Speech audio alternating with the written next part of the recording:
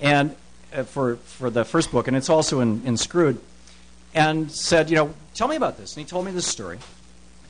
And I said, what's happened since you published this? Because it had been 6 or 8 months, which meant that they'd done the research like a year and a half, 2 years earlier. And he said, well, it's amazing. We're hearing from entomologists telling us about how bugs do this. You ever seen a swarm of gnats? And they're just like, just in the air, a bunch of gnats, and then all of a sudden they go like that, right? And like that. How do they do that? How do they know? Or a flock of birds. They're flying along, and all of a sudden, it's not follow the leader. It's not the lead one, and then they all kind of like a semi-truck, curve around. No, they all go whoop like that all at once. Or a school of fish. How do they know to like that? How do they do that? Well, it turns out that they all have very fast peripheral vision, and they're all noticing the movement of those around them. And when 51%, more or less, of the group has decided to move, has moved a quarter of an inch to the left, the entire group moves a quarter of an inch to the left. And looking at it, it looks like it's telepathy. What it really is democracy. They're all voting 1,000 times a second with these little micro motions. And he said, we're hearing from ichthyologists, we're hearing from entomologists. I got this guy who's got gorillas. I mean, we're hearing that from right across it, from the most primitive bugs to the most complex primates. We're finding that democracy is the dominant system. And so I would suggest to you that our DNA, the democracy is burned into our DNA. It's part of our DNA. And that's one of the things, frankly, that gives me the greatest hope. And in fact, when you look at Aboriginal societies and indigenous societies, and I've had the good fortune as a result of 27 years of doing international relief work for Kinder and Jugendhilfswerk Salem, a German-based international relief agency, of working with Aboriginal and indigenous people in a number of different places around the world, usually in crisis situations, but nonetheless you get a little insight into the cultures. That most of them, these are societies that have had 10,000, 20,000, 30,000 years to figure out how to do things by trial and error. Most of them are organized in a very, very democratic fashion rather than a hierarchical fashion. And what we would call leadership, or being the chief, is really the job of the greatest burden, not of the greatest power. And so, that's step one. Excuse me, democracy is in our genes. Another one of the myths, I said I wanted to start out by just popping some myths, and then I just want to lay this out, and then Mark and I will take some questions from you. Another one of the myths is the myth of the greedy founders. This is so persistent. In particular, I get this in email from conservatives who, the founders were, although there's a lot of liberals who believe this as well. Well, the founders were just a bunch of rich white guys who were trying to make sure that, rich white guys ruled the world forever. And in fact, why did they lock themselves in Constitution Hall to write the Constitution? Didn't let anybody in, and why did James Madison keep the notes of that secret for 50 years? Well, in the late 1920s, I think it was 28, Charles Beard, who was a historian, he lived here in New York, in fact, and a socialist. His wife Mary was very active in the suffrage movement and I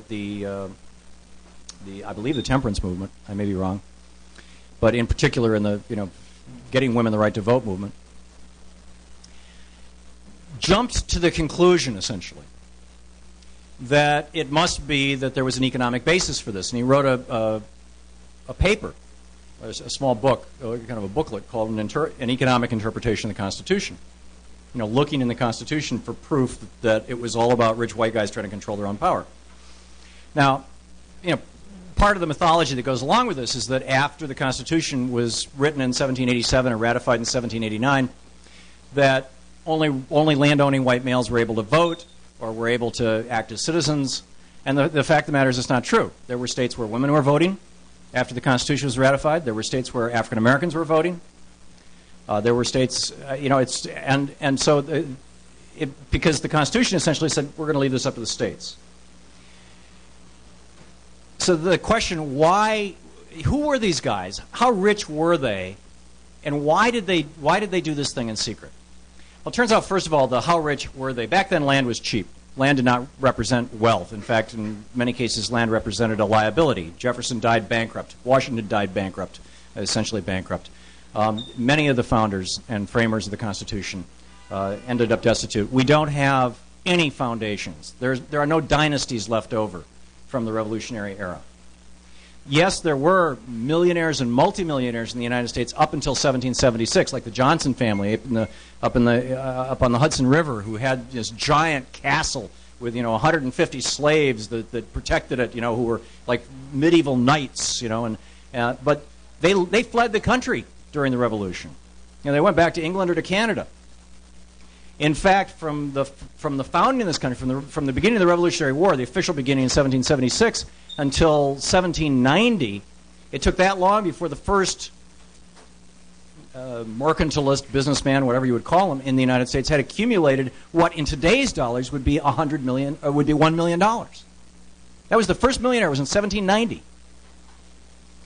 So you go back and you look at this, and there's again the documentation is in the book, and you look at this, and these guys were like what today would be called the upper middle class. I mean, they had a wealth that was probably in today's dollars, $200,000, $300,000, $500,000 in total, in all their assets, combined. They were viewed by Europeans as kind of like the village squires. This was not great wealth. And in the 1950s, as I recall, in the 1960s, you just got the book, Forrest McDonald's book, 1958. Forrest McDonald, a historian and scholar, sat down and said, everybody's just been uncritically accepting what Charles Beard said back in the 1920s. I wonder if it's true. And so he went back and he looked at every one of the people who was in the Constitutional Convention and all of the people on a state-by-state basis who voted for or against ratification of the Constitution. And it turned out that the reason why they did this thing in secret, the reason why they locked the door, and the reason why they asked James Madison to keep the notes secret until they were all dead was because they were betraying their social class. It was the exact opposite of what Charles Beard had imagined. They were trying to create a nation that would be a middle class. They were trying to create a democracy. And in fact, the majority of the people who were voting for ratification of the Constitution were the people who were in debt, were the small farmers, were the small business people, and were the laborers. And the majority of people who were voting against ratification of the Constitution were the wealthy mercantilists and the large landowners and the plantation owners. And Forrest McDonald, just lays all this stuff out. And it's like, whoa, it's a new frame for American history, and a remarkable one. So blowing up some of these myths, I think, is a really important thing. That democracy is not the natural order of things. Turns out it is. That the founders and framers didn't want there to be a middle class. No, it turns out they did. That they didn't want it to be really democratic. No, they really struggled to make it democratic. So what are some of the problems? What can we? Where do we take this? Well, I would submit to you that if we're going to bring back the middle class in the United States, we're going to have to go back to the visions of Franklin Roosevelt. Because, God forbid we don't have the bird flu or SARS or something knock off a third of our population. We don't want to go through the Black Death scenario again. And like I said, we don't have more lands to conquer. And that means rolling back the warfare, the way the rules of the game of business have been changed since Reagan came into office, when he first declared war on working people in 1981 by busting Patco, by rolling back those changes and taking us back into a more democratic system, And let's roll back Taft-Hartley. Let's provide for national health care, like Harry Truman was talking about in 1947. Let's strengthen the social safety net. I'm not talking about socialism using the word the way Karl Marx used it, or communism. I'm not, I don't want the government making my shirt. I don't want the government making my TV or my car.